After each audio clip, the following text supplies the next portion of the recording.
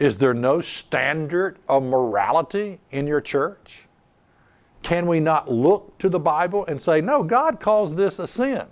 God says this is wrong. Can we not do that as a society? And another thing, where is the Spirit of God in the church?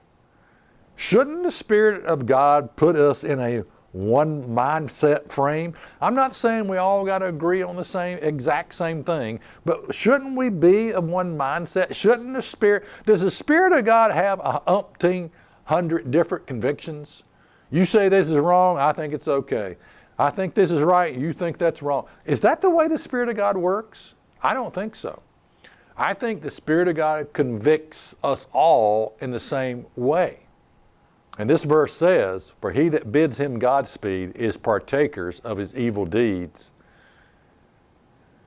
That we need to figure out who our true friends are in church. We need to figure out what they actually believe. We need to figure out if our friend sitting beside us in church has any conviction at all. And one of the ways you find out is by asking, what do you believe about having, what's your conviction about these issues? We need to find that out, and we need to ask. Because the bottom line is you can't have your cake and eat it too. And I know that as people, we just want to be nice. Yeah, we just want to be nice.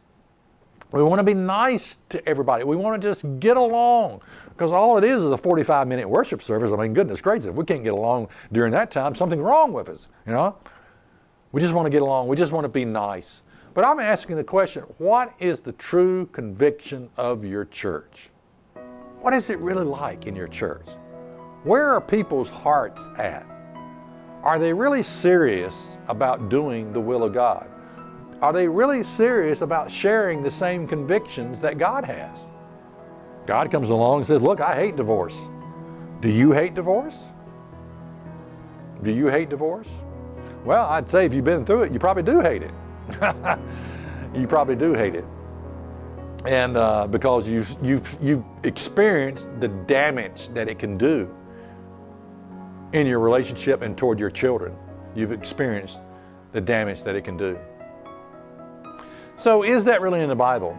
As a Christian, you've got to stand for something or you will fall for anything. And I see the churches doing just that, falling for anything. I see the churches falling for the world.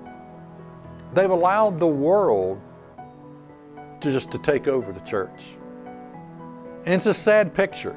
It's a sad day for Christians today as we look at this and we realize, man, are people in the church no different than the world? And so I want to leave you with that question. Is your church no different than the world? Maybe it's time for you to start standing up and asking some questions. Maybe it's time to really start understanding what the person sitting beside you at church believes. And you start by simply asking questions. What is it that you believe? What is your faith? What are your convictions about sin?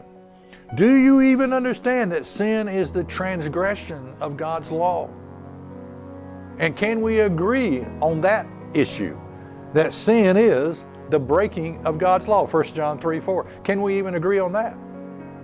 You might be amazed to find out that in a lot of churches you can't even believe in that. You can't even believe the Bible. 1 John 3:4, sin is the breaking of God's law.